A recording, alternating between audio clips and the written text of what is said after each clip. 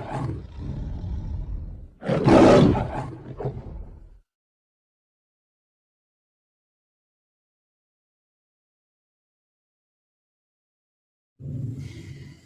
My dear friend, this is Shiva Rathore from national Paris series. My dear friends, आज के episode में हम आपको रूबरू करा रहे हैं मिस्टर अंशुल विक्रम से। अंशुल विक्रम समाजवादी पार्टी के युवा गद्दावर नेता है। अंशुल यादव की कहानी, अंशुल यादव की जुबानी माय डियर फ्रेंड्स हम आपको सुनवाते हैं। अंशुल जी नमस्कार। नमस्कार सर। अंशुल जी कैसे हैं? बस बढ़िया है, आप कैसे हैं? सर आपकी कृपा दृष्टि है सर। अंशुल जी, अभी जो टेट का सी-टेट का जो पेपर लीक हुआ है, इसके बारे में आपकी क्या विचारधारा है? हमारा मानना ये है कि बिना सत्ता के संरक्षण के कोई भी पेपर लीक होना संभव नहीं है। और पहला पेपर लीक होता तो हम समझ सकते थे। लगातार मैं समझता हूँ 1 दर्जन से ज़्यादा पेपर लीक इस सरकार में हो चुके हैं। तो ये सब इस सत्ता के संरक्षण में हो रहा है। माननीय मुख्यमंत्री जी की नाक के नीचे हो रहा है। भारतीय जनता पार्टी के शीर्ष नेतृत्व और शीर्ष भाव से हो रहा है।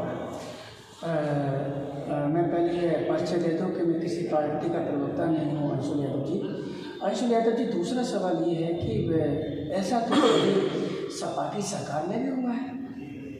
सपा की सरकार में कभी ऐसा हो सकता है कि 1-2 बार कभी ऐसा हो। सर, उत्तर प्रदेश लोक सेवा आयोग की भर्ती में जिसके अध्यक्ष अनिल यादव थे, सीबीआई तक की मांग हो गई थी पर पूरे देश में हाय हो रही थी, वो किसकी सरकार थी सर?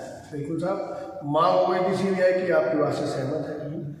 क्या कुछ आरोप सिद्ध हुआ आज तक? पूरे 5 साल हो गए भाजपा की सरकार बने। आप बताइए कोई आरोप सिद्ध हुआ? आरोप लगाना अलग बात है, सिद्ध होना अलग बात है। अंशुल जी, मुख्यमंत्री योगी आदित्यनाथ ने गैंगस्टर के आदेश दे दिए और बोला है कि जो लोग इसमें आरोपी हैं उनके घर पर बुलडोजर चलेगा। और आप अच्छे से जानते हो कि बुलडोजर मुख्यमंत्री के नाम से जाने जाते हैं सर। इससे पहले 11 पर्चे और लीक हुए हैं। तो क्या उन 11 पर्चों के लीक पर अभी तक कोई बुलडोजर चला है? क्या किसी में गैंगस्टर की कार्रवाई हुई है? अभी के 11 का जवाब भी तो देना पड़ेगा ना। अब तो आज चुनाव सर गए हैं तो आप बुलडोजर की बात कर रहे हैं, गैंगस्टर की बात कर रहे हैं, लेकिन इससे पहले 11 पर्चे और लीक हो गए। लाखों करोड़ों बच्चों का भविष्य अंधकार में हो गया। तब बुलडोजर तो तब चलना चाहिए ना था।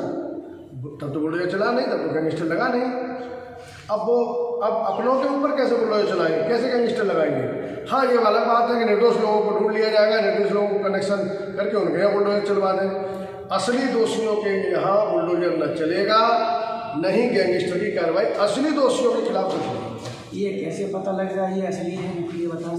सीधी सी बात है कि जिन अधिकारियों की निगरानी में पेपर रखा था, जिन अधिकारियों की जिम्मेदारी थी, तिजोरी में रखा पेपर अगर लीक हो सकता है, तिजोरी में रखे पेपर लीक हो सकते हैं, सरकारी तिजोरी, मजबूत तिजोरी में। आदरणीय गृह मंत्री जी माननीय अमित शाह साहब का कहना है कि उत्तर प्रदेश की सड़कों पर रात के 12 बजे भी कोई भी लड़की जेवर पहन के जा सकती है। कैसे जा सकती है? जब सरकार की तिजोरी में रखा हुआ पेपर सुरक्षित नहीं है तो रात के 12 बजे जेवर पहने हुए लड़की सुरक्षित हो सकती है? क्या आप समझ लीजिए। सर, इससे पूर्व में भी तो ऐसी घटनाएं नहीं है, इस बार तो नहीं हुई है। समाजवादी पार्टी की सरकार में भी घटनाएं हुई है। आप विपक्ष में हैं, अच्छी बात है, विरोध करना चाहिए, लेकिन जो अच्छा काम है उसके बारे में भी बोलना चाहिए ना सरकार के बारे में। जी बिल्कुल, हमारा मानना ये है कि घटनाएं तब भी होती थी हमारी सरकार में, लेकिन तुलनात्मक रूप से अगर संख्या की बात करेंगे तो बड़ा अंतर है। दूसरा, हमारे यहाँ ये था कि हमारे मुख्यमंत्री इतने सख्त थे कि कईयों बार, 10वीं बार उन्होंने अपने विधायकों पर कार्रवाई की। 10वें विधायक हमारे निलंबित हुए, पार्टी से बर्खास्त हुए। तो हमारे मुख्यमंत्री अगर अपना भी व्यक्ति कोई कानून तोड़ता था, कानून हाथ में लेता था, तो 5 मिनट के अंदर कार्रवाई करते थे, कभी देर नहीं लगाई। ये सत्ता के संरक्षण में अपराध करा है। अंशुल जी, आपको याद होगा कि मुजफ्फरनगर का जब दंगा हुआ था, सरकार किसकी थी? ये से अनुभव बताइए। हमारी सरकार थी। जब मिठाई कांड हुआ था और लोग तो मरते ही रहते हैं, लोगों का क्या? ये किसकी सरकार थी? नहीं, ऐसा कोई आप विस्तार में बोलिएगा, क्योंकि ये बात मिठाई कांड हुआ था ये किस नेता का बयान था कि लोग तो मरते ही हैं और लोगों का क्या, और सरकार चली गई थी? किसी का भी बयान हो आप ही की सरकार थी सर। तो आप साहब कहना तो दीजिए। जी, जिसका भी ये बयान रहा होगा वो हमारी पार्टी में इस समय नहीं है। जवाहर कांड हुआ था, 28 लोग मरे थे, उसमें 8 पुलिस मारे, उसमें 4 पुलिस के अधिकारी थे। किसकी सरकार थी?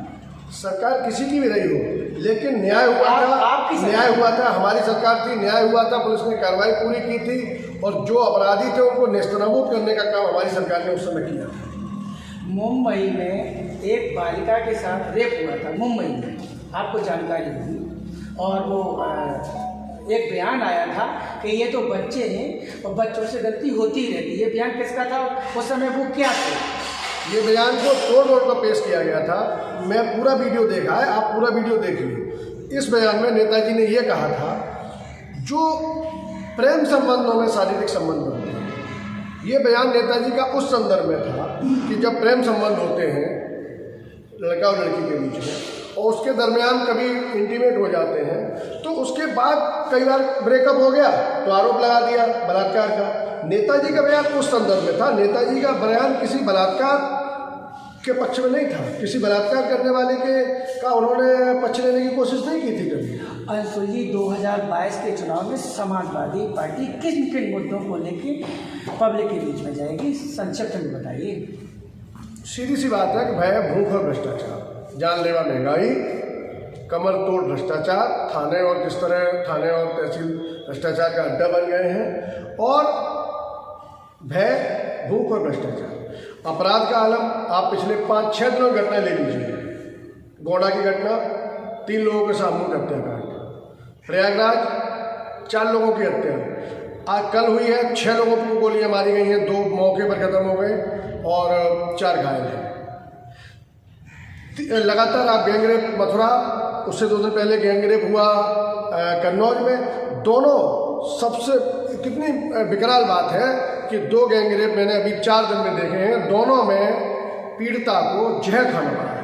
एक में पीड़िता एक्सपायर हो गई जहर खा के, दिवंगत हो गई, और एक में बच गई, तब FIR हुई। तो आप समझिए कि उत्तर प्रदेश के हालात आप समझ सकते हैं कि जिस प्रदेश में गैंगरेप की पीड़िता को जहर खाने के बाद न्याय मिल पा रहा हो, उस प्रदेश की कानून व्यवस्था के बारे में हमें अब कुछ और कहना मुझे लगता नहीं कि इससे बड़ा शर्म का कोई विषय हो सकता है। तो ये आपके पब्लिक में चुनाव के लिए मुद्दे होंगे।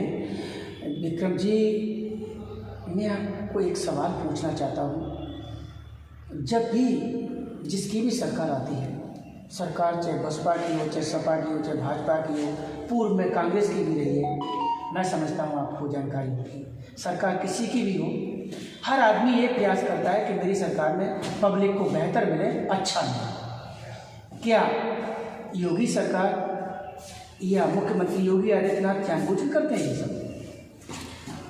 इस मामले में मेरा मानना ये है, उनकी जो विशेषज्ञता थी वो राजनीति की कभी थी नहीं। राजनीति में प्रशासन चलाना, शासन चलाना और मंदिर में पूजा पाठ करने में, कर्मकांड करने में बड़ा अंतर होता है। आदरणीय हमारे नेता आदरणीय अखिलेश जी विदेश में उच्च शिक्षित नौजवान थे, घर में राजनीति का माहौल था, उन्होंने समाज को कैसे चलाया जाता है ये उनको बहुत बेहतर तरीके से आता था। तो आदरणीय अखिलेश जी ने इस प्रदेश को बहुत अच्छे तरीके से चलाया। आप जानते हैं योगी आदित्यनाथ 5 बार के MP हैं, जिसे 25 वर्ष कहते हैं। 25 वर्ष वो MP रहे लगातार, उनका कोई राजनीतिक बैकग्राउंड नहीं था, लेकिन वो MP से सीधे मुख्यमंत्री बने हैं। और अखिलेश यादव को एक विरासत में मिला है, वो मुख्यमंत्री पुत्र थे, राजवंश मिला है। आप इसमें फर्क नहीं जानते हैं क्या? राजवंश शब्द पर मुझे आपत्ति है। राजवंश वहाँ होता है जहाँ राजा घोषित करता है अपने बेटे को कि कल से मेरा उत्तराधिकारी है। अखिलेश यादव नेताजी ने घोषित नहीं किए, 3 बार कन्नौज के सांसद जनता ने बनाए। मुख्यमंत्री के चुनने की जो हमारे यहाँ शासन प्रणाली है, संसदीय प्रणाली, उसके तहत उनको चुना गया। आदरणीय नेताजी ने उनका राजतिलक नहीं किया। सवाल ले लीजिएगा कि आज समाजवादी पार्टी में अखिलेश जी के रहते हुए कोई दूसरा भी मुख्यमंत्री बन सकता है? आप जवाब दीजिए। मेरा ये कहना है, अगर पार्टी उचित समझेगी, पार्टी के लोग दूसरे का चयन कर ले, वो दूसरा बन जाएगा। लेकिन चूंकि अखिलेश जी इतने काबिल हैं, इतने होनहार हैं कि पार्टी की पूरी पार्टी की उनमें आस्था है 100%। मतलब अखिलेश से ज़्यादा कोई होशियार पार्टी के अंदर बचा ही नहीं है, अनुभवी होशियार। देखिए, मेरा कहना ये नहीं है, सवाल इस समय ये नहीं, सवाल ये है कि अखिलेश जी जितना विजनरी नेता मैं समझता हूँ इस समय भारतीय राजनीति में, समाज को तरक्की पे ले जाने का जो रास्ता अखिलेश जी जानते हैं, वो कोई और नेता नहीं है इस तरह का, पूरे किसी भी दल में नहीं है। मतलब समाजवादी पार्टी में अखिलेश की सोच के नेता ही नहीं है। मैं पूरे राजनीतिक पटल की बात कर रहा हूँ, भारतीय जनता पार्टी, कांग्रेस, किसी भी पार्टी में नहीं है। अंशुल विक्रम जी, सवाल का जवाब आपने शिवा राठौर को तीखे सवालों के लिए जाना जाता है और तीखे सवालों का जवाब बड़े धैर्य के साथ आपने दिया।